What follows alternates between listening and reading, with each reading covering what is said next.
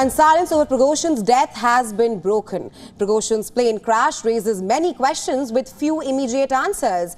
Pentagon says there is no information to support the missile strike theory. My colleague Haim has more details. Right, absolutely, Resha. Thank you so much. Now, it would appear that the death of Prigozhin leaves Putin stronger in the short term, removing a powerful figure who launched a mutiny against the top brass and threatened to make him look weak.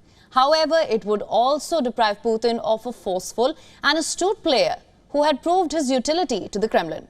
Prigozhin sent his fighters into some of the bloodiest battles of the Ukraine war and advanced Russian interests across Africa, which are now likely to be reorganized. Now, Vladimir Putin on Thursday expressed his condolences over a plane crash that killed Wagner chief Evgeny Prigozhin. The Russian president dubbed Prigozhin as a man of complicated fate. Putin said, I'm quoting here, Prigozhin made serious mistakes in his life, but he achieved the right results. The president stated that the Wagner members who died in the crash made a significant contribution to Moscow's offensive in Ukraine and shared a common cause.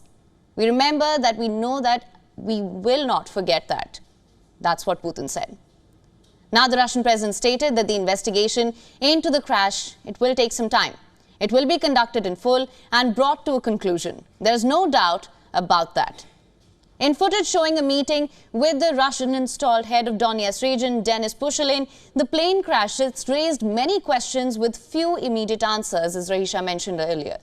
The U.S. Department of Defense said that there was currently no information to suggest a surface-to-air missile took down the jet presumed to be carrying Prigozhin. Air Force Brigadier General Patrick Ryder, a Pentagon spokesperson, offered no evidence or further details on what U.S. officials believe caused the crash. The Wall Street Journal on Thursday reported a different theory. Now, it cited unnamed U.S. officials that a bomb aboard the aircraft or some other sabotage caused the crash. It is not uncommon for there to be competing, even contradictory intelligence views in the United States government in the hours and days after major international events. Now, asked in a 2018 documentary if he was able to forgive people's mistakes, Vladimir Putin thought for a split second. Yes, but not everything. That's what the Russian president said. What is impossible for you to forgive? That's what the journalist asked. This continued during one of the interviews for his 2-hour film on the Russian leader. Betrayal, the former KGB officer answered.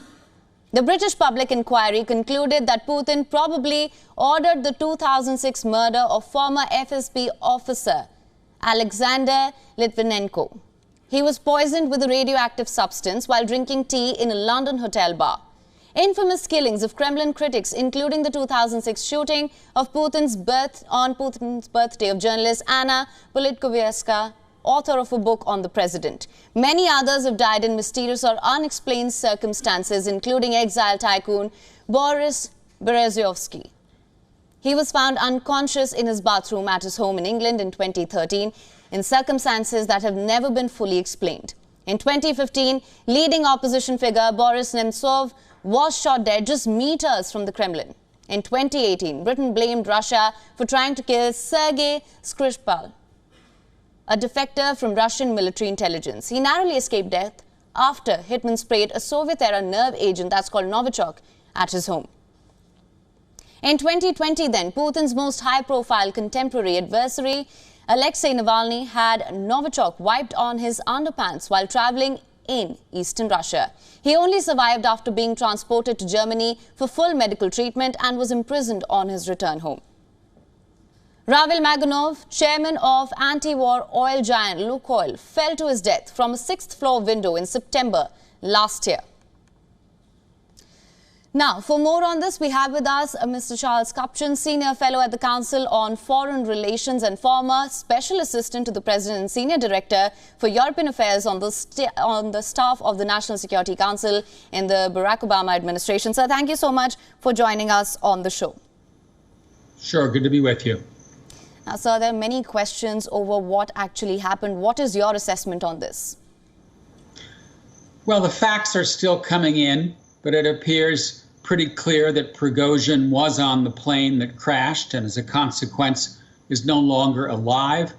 We're still waiting for more information about what brought the plane down. It does not look like it was a ground-to-air missile. It may have been an air-to-air missile. I think the leading theory now coming out of the Pentagon is that it may have been a bomb on board.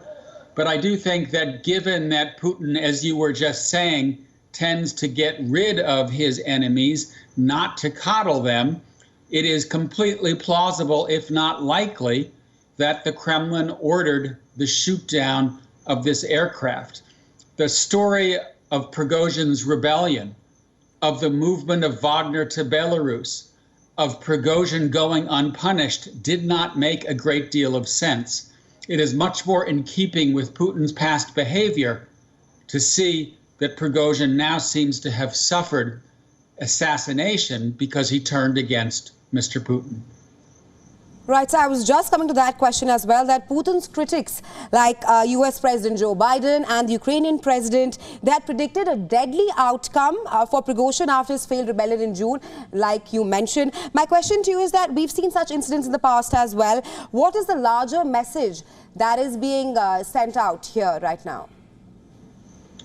Well, you know, it's interesting that if in fact the Kremlin did take Prigozhin out, that they did so by shooting down an airplane and not by carrying out the kind of operation that you were just recounting, poisoning an individual, pushing an individual out of a window of a hotel, calling it an accident. In other words, they go after specific people that they see as enemies. This was collective punishment. This was an aircraft with 10 people on board that included other leaders of Wagner. So I think what was going on here, if in fact we do find out that this was a deliberate takedown of the plane, is that Putin was sending a broader message to Wagner as a whole. You turned against me. Now your leadership is suffering.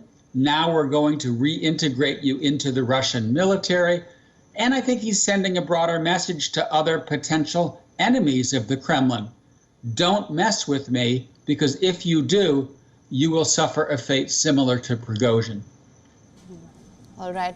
Mr. Charles Kupchan, thank you so much for joining us on the show with your insights on this. Bye-bye.